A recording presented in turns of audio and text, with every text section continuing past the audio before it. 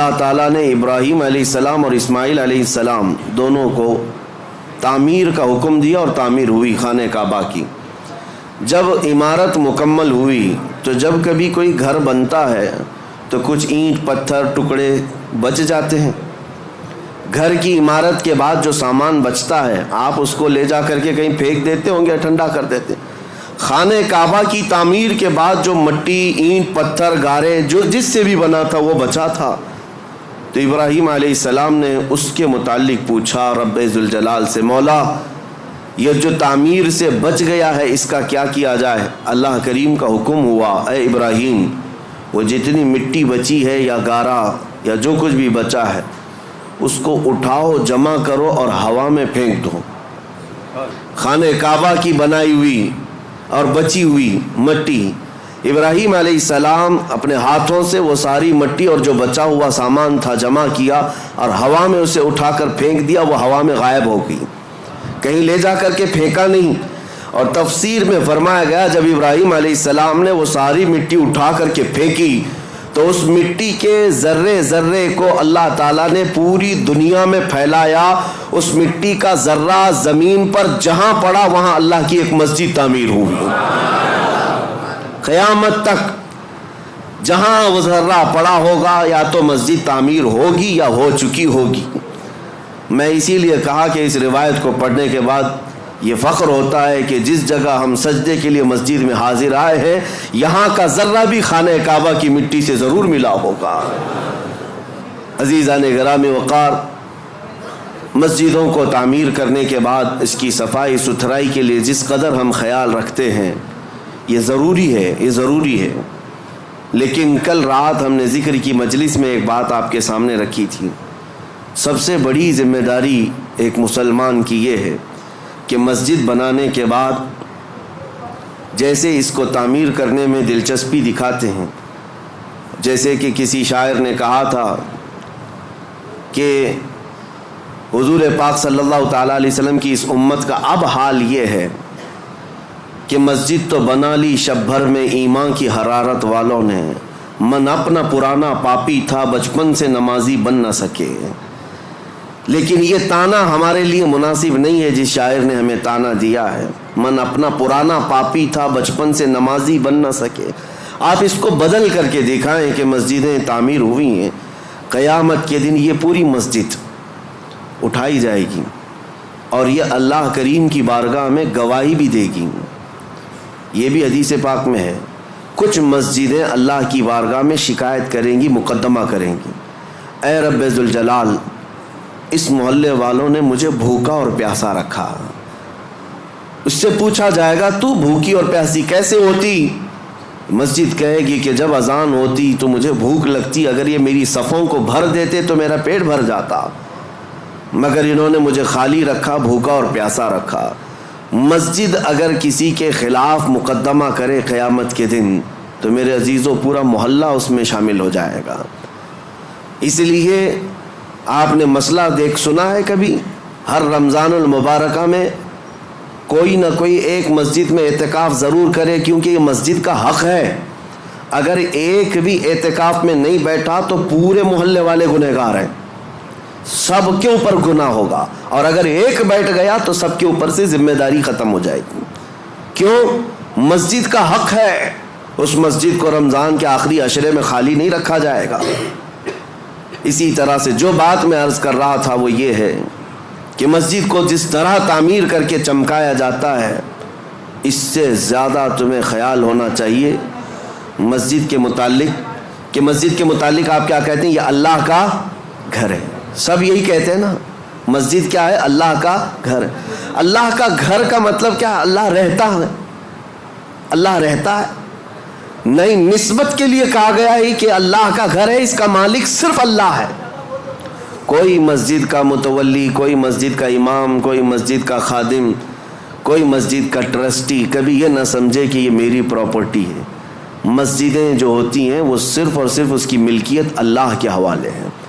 کبھی آپ نے سوچا کہ یہ مسجدیں جو شہید ہوئی ہماری، گورنمنٹ تو آفر دیتی ہے کہ اس جگہ چھوڑو دوسری جگہ بنا لو، ہم کیوں نہیں مانتے؟ اس کی وجہ یہ ہے کہ ہم اگر مالک ہوتے تو کمپرومائز کرتے. مالک اللہ ہے, ہمیں صرف حفاظت کے لیے مامور کیا گیا اور ہم زندگی بھر اس کی حفاظت ہی کریں گے. اور آپ کو پتہ ہے جب ابرہہ بادشاہ خانہ کعبہ ڈھانے کے لیے آیا تھا کئی 100 ہاتھیوں کو لے کر کے, اس نے مکہ میں سب سے پہلے بڑے بڑے لوگوں کا مال لوٹ لیا اور کئی لوگوں کو قید کیا. اس میں حضرت عبد المطلب جو رسول اللہ کے دادا ہیں ان کے 100 اونٹ اس نے قبضہ کر لیے تھے. حضرت عبد المطلب خانہ کعبہ کے متولی تھے, اس وقت متولی تھے, خدمت پر آپ ہی مامور تھے. تو خانہ کعبہ کو ختم کرنے کے لیے آیا تھا ابرہہ بادشاہ یمن سے کئی ہاتھیاں لے کر. حضرت عبد المطلب گئے بات کرنے کے لیے کہ میں بات کرتا ہوں. تو ابرہہ نے ان کو اجازت دی آنے کے لیے اپنے دربار میں. آئے, پوچھا اس نے کہ کیا معاملہ لے کر آئے ہو. حضرت عبد المطلب نے کہا میرے جو 100 اونٹ تم نے ہتھیائے ہیں وہ واپس کر دو, مجھے میرے اونٹ دے دو. وہ ہنسنے لگا کہ تجھ کو کس نے خانہ کعبہ کا متولی بنایا, تجھے پتہ نہیں میں یہاں کیوں آیا؟ میں آیا ہوں خانہ کعبہ کو ختم کرنے کے لیے اور تم بات کر رہے ہو اپنے اونٹوں کی. ہونا تو یہ چاہیے تھا کہ تم میرے سے بات کرتا کہ کعبے کو مت ڈھاؤ, کعبے کو مت برباد کرو. حضرت عبد المطلب نے مسکرا کر یہی جواب دیا تھا, اونٹوں کا مالک میں ہوں, اس سے سوال کرنے آیا. کعبے کا جو مالک ہے وہ خود ہی اس کی حفاظت کرے گا. اللہ کریم وہ حفاظت فرمائے گا, ہم تو اس کی خدمت پر مامور ہیں. عزیزان گرامی, یہی نظریہ مسجدوں کی دیکھ بھال کرنے والی انتظامیہ کے ذہن میں رہے کہ ہم مسجد کے مالک نہیں مسجد کے خادم ہیں اور ہمیشہ رہیں گے. اور دوسری بات جو میں کہنے جا رہا تھا وہ یہ کہ جتنا اس کی عمارت کو چمکایا اس سے کئی زیادہ چمکانے کی جس چیز کو ضرورت ہے وہ کیا ہے. میں ایک لفظ آپ سے پوچھا کہ مسجد کو آپ کیا کہتے ہیں؟ اللہ کا گھر ہے. مسجد اللہ کا گھر ہے. یہاں اگر آپ کے سامنے کوئی غلاظت لا کر کے ڈال دے برداشت کریں گے آپ؟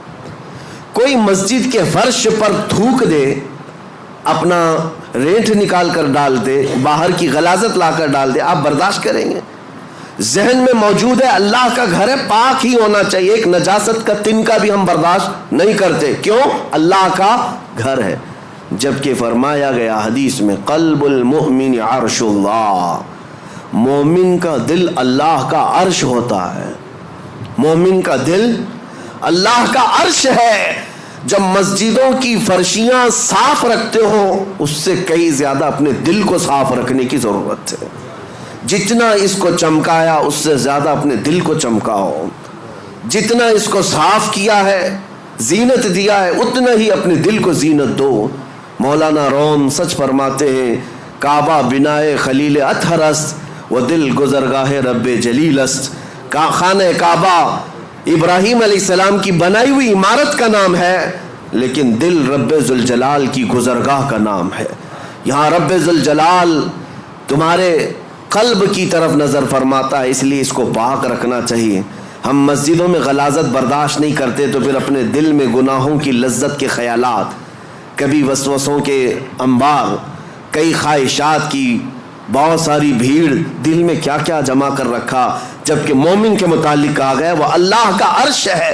اس اللہ کے عرش کو کیا اسے ناپاک رکھا جا سکتا ہے؟ اس دل کی جتنی صفائی اور پاکی ہوگی اس قدر تم مقامات کو بھی پاتے جاؤ گے. اب آپ کو کیسے پتہ چلے یہ دل پاک ہے یا نہیں؟ اس کی سمپل سی مثال ہے, مسجد میں وضو کرنے کے لیے آتے ہیں, یہ نل لگے ہوئے ہیں وضو کے, ظاہر سی بات ہے اس کی ٹنکی تو کہیں لگی ہوگی, پانی کہیں جمع ہوتا ہوگا, وہیں سے تو نلوں میں آتا ہے. 10-12 نل لگائے ہوں گے وضو کے لیے. نل کھولو, کون سا پانی آتا ہے؟ جو ٹنکی میں ہوگا وہی آئے گا.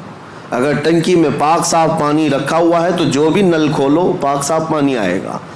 اور ٹنکی میں اگر نجس پانی ہے, میلا پانی ہے, تو کسی بھی نل کو کھولو میلا پانی نکلے گا. یہ مثال اس لیے میں دے رہا ہوں, اپنے دل کی ٹنکی کو سمجھ لو. اگر ہاتھ پیر آنکھ ناک یہ سب اعضاء نل ہیں, یہ سب صحیح کام کر رہے ہیں تو سمجھ لو کہ دل کے اندر سب پاکی صفائی ہے. اور اگر بے حیائیاں ہو رہی ہیں اس کا مطلب ہے کہ دل کی ٹنکی میں نجاست بھری ہوئی ہے. آنکھیں خطا کرتی ہیں, زبان غلاظت بکتی ہے, ہاتھ گناہ کرتے ہیں, پیر گناہ کرتے ہیں, تو اس کا مطلب یہ ہے یہ اعضا کا کنیکشن دل سے ہے. اگر دل ناپاک ہے تو ہر عضو ناپاکی کرے گا, ہر عضو ناپاکی کرے گا. اسی لیے حدیث پاک میں میرے آقا صلی اللہ علیہ وسلم فرماتے ہیں الا وان فی الجسد مضغۃ اذا صلحت صلح الجسد كله واذا فسدت فسد الجسد كله الا وهي القلب. میرے آقا فرماتے ہیں آگاہ ہو جاؤ, تمہارے جسم میں گوشت کا ایک ٹکڑا ہے, اگر وہ صحیح ہو گیا تو سارے اعضاء, جسم کے سارے پارٹس صحیح ہو جائیں گے, اور اگر وہ بگڑ گیا تو سارے اعضاء بگڑ جائیں گے. وہ کیا ہے؟ حضور فرماتے ہیں وہ دل ہے, وہ تمہارا دل ہے. اسی لیے لقمان حکیم کے لیے حکم ہوا تھا, ایک بادشاہ نے کہا ایک بکری ذبح کرو, اس میں جو سب سے اچھی چیز ہے وہ لے آؤ. آپ نے ذبح کیا اور دل لے جا کر بادشاہ کے پاس رکھا, کہا پورے جسم میں سب سے اچھی چیز یہ ہے. بادشاہ نے دوسرے دن ایک بکری دی اور کہا سب سے بری چیز نکال کر لاؤ. دوسرے دن ذبح کیا اور پھر دل لے جا کر کے ہی بادشاہ کے سامنے رکھا, کہا یہی سب سے بری چیز ہے. اگر صحیح ہو گئی تو سب سے اچھی چیز جسم میں دل ہے, اور اگر بگڑ گیا تو سب سے بری چیز دل ہے. میں آج اس بات کو اس لیے عرض کر رہا ہوں کہ جتنا مسجدوں کی صفائی پر خیال رکھنا ضروری ہے اتنا اپنے دل کی صفائی پر بھی ضروری ہے. اگر اس کو آپ نے ناپاک ہی رکھا اور ایسی آوارہ رکھا تو 1000 سجدے کرنے کے بعد بھی تمہارا دل ناپاک ہی رہ جائے گا. مجھے وہ بات یاد آتی ہے کہ بعض حضرات بہت ساری چیزیں صاف کرتے. ایک گاؤں میں کنویں میں کتا گر گیا تھا اور مولانا صاحب سے آ کر انہوں نے مسئلہ پوچھا کیا کیا جائے. شریعت کا مسئلہ ہے کہ چوہا گرے تو اتنے ڈول پانی نکالو, بلی گری تو اتنے ڈول, کتا گرے تو پورا پانی نکال دو, کنویں کا پورا پانی نکال دو, نجس ہو گیا ہے. گئے گاؤں والے, پورا پانی نکال دیا. چند دنوں کے بعد پھر پانی بھرتا ہے کنویں میں, پھر بھر گیا تو اس میں کتے کے بال وال سب نظر آنے لگے. مولانا صاحب نے, مفتی صاحب نے پوچھا کہ یہ کیا ہے, ابھی بھی تو ایسی چیز بدبو آ رہی. کہا کہ حضرت ہم نے پانی تو پورا نکالا, کتا ابھی اس کے اندر ہی ہے. آپ نے کب کہا ہم کو کہ کتا بھی نکالو؟ تو انہوں نے کہا میرے کہنے کا مطلب یہ ہے کہ جس سے نجاست بھری تھی پہلے وہ چیز نکالتے, بعد میں پانی نکالتے. بات ایسی ہے کہ ہم اپنے اعضاء کو سنوارنے میں تو لگے ہیں. تم اپنے ہاتھ پیر آنکھ اور ناک اور زبان کو سنوار تو لیتے ہو, لیکن دلوں کے اندر جو نجاست کا کتا مرا ہوا ہے اس کتے کو جب تک نکالا نہ جائے گا بدبو ہمارے اعضاء سے آتی رہے گی. اس لیے میرے عزیزوں سب سے پہلے اپنے دلوں کی صفائی. مجھے ایک بات یاد آتی ہے, اللہ کریم جب موقع دے میں اس مسجد کی جھاڑو بھی لگانے پر فخر محسوس کروں, اسی نہیں کسی بھی مسجد کی. اللہ کریم اس سے مقامات بلند عطا فرماتا ہے. آپ آتے ہیں مسجد میں نماز پڑھنے کے بعد, کوئی یہاں پر خادم کہاں ہے, امام کہاں ہے, مؤذن کہاں ہے, ان کو چلاتے مت بیٹھو. اگر کچرا دکھا تو سب سے پہلے بڑھ کر کے اٹھاؤ اور خود صاف کرو, اس حصے میں تم بھی شامل ہو جاؤ. یہ نہیں کہ یہاں آ کر کے فلاں کہاں ہے, تنخواہ کیوں لیتا ہے, یہ صفائی کیوں نہیں رکھتا. تم آرڈر دینے والے نہیں ہو, وہ اللہ کریم کے گھر کی عبادت اور خدمت میں لگا ہوا ہے. مصر کے ایک بڑے بزرگ شیخ متولی شعراوی رحمۃ اللہ علیہ, جنہوں نے پورے قرآن کی تفسیر لکھی ہے, اور عرفات کے میدان میں ان کو خصوصی خطاب کے لیے لایا گیا تھا.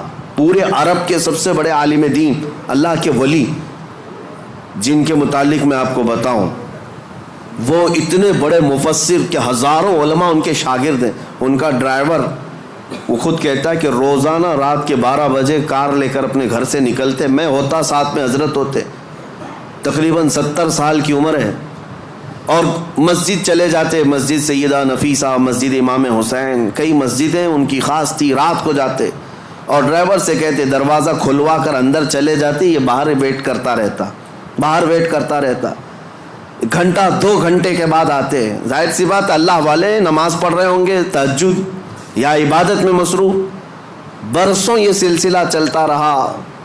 میرے عزیزوں, ان کے انتقال کے بعد یہ پتہ چلا مسجد کے ایک خادم نے, جو مسجد ہے سیدہ نفیسہ میں یا کوئی ایک مسجد میں, خادم نے ڈرائیور سے ملاقات کی اور کہا کتنا اچھا وہ زمانہ تھا جب وہ آتے تھے حضرت نماز کے لیے.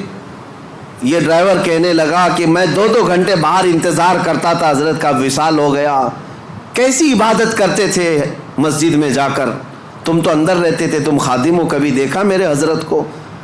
وہ خادم رونے لگا اور کہا ڈرائیور سے، وہ راز تھا میں بتا نہیں سکتا، لیکن اب ان کا انتقال ہوا، میں بتاتا ہوں۔ حضور تشریف لاتے رات کے 12 بجے، وہ عبادت کرنے کے لیے نہیں بلکہ سیدھے طہارت خانوں میں جاتے اور اپنے ہاتھوں سے سارے طہارت خانے دھوتے تھے، وضو خانے کو اپنے ہاتھوں سے صاف کرتے تھے، اپنے ہاتھوں سے سارے استنجا خانے صاف کرتے۔ کس عالم دین کی بات کر رہا ہوں جس کے ہزاروں شاگرد ہیں، پورے قرآن کی تفسیر لکھی ہے۔ اللہ کریم کے ایسے بزرگ ولی اپنے ہاتھ سے رات کے وقت پوری مسجد کے طہارت خانے صاف کرتے، اور پھر ایک دن میری نظر پڑی تو انہوں نے مجھے کچھ پیسے دی اور کہا زندگی بھر کسی کو بتانا مت، میں یہ صفائی اس لیے کرتا ہوں کہ مجھے میرے رحمان پر یقین ہے، اس کے گھر کو میں اپنے ہاتھ سے صاف کروں گا، میرے دل کو وہ صاف کرے گا، میرے دل کو وہ پاک کرے گا۔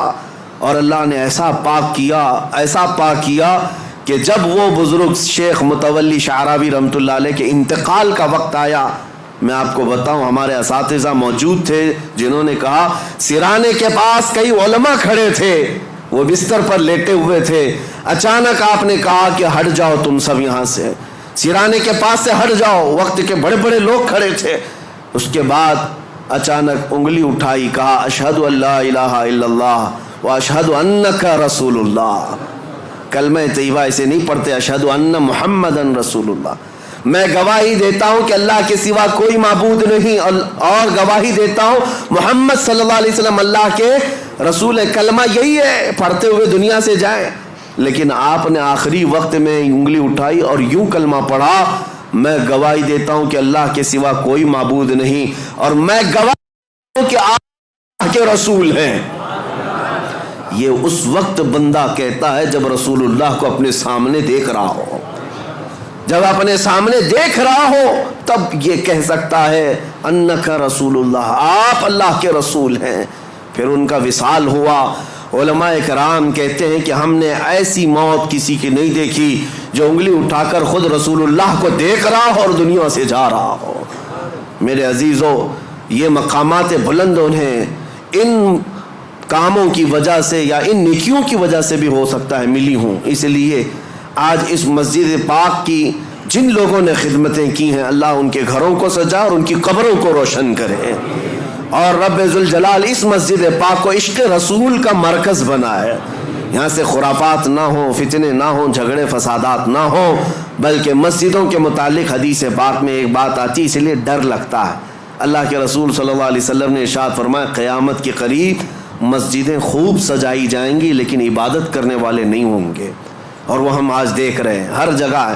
لیکن اس کا مطلب یہ نہیں کہ مسجد کو سجانا نہیں چاہیے، سجائیں، اپنے گھر سے زیادہ سجائیں، لیکن ساتھ اس مسجد کی رونق اور زینت یہاں ہونے والے کاموں سے ہے۔ اگر عبادات مکمل ہو رہی ہیں، نمازیں صحیح ہو رہی ہیں، اس کے علاوہ اللہ کے ذکر ہو رہے ہیں، رسول پاک صلی اللہ تعالیٰ علیہ وسلم کے بارگاہ میں سلام، یہ سب چیزیں ہو رہی ہیں، تو گویا کہ آپ نے مسجد کا حق ادا کیا ہے، مسجد کا حق ادا کیا۔ اللہ کریم ہم سب کو اس مسجد پاک کا حق ادا کرنے کی توفیق عطا فرمائے۔ آخری بات، جہاں تم سجدے کرتے ہو ان صفوں میں میرے آقا صلی اللہ علیہ وسلم کی حدیث ہے، اس کا مفہوم میں عرض کر رہا ہوں، جس دن تمہارا انتقال ہوگا، کوئی روئے یا نہ روئے، مسجد کا وہ ٹکڑا تمہارے غم میں روتا ہے۔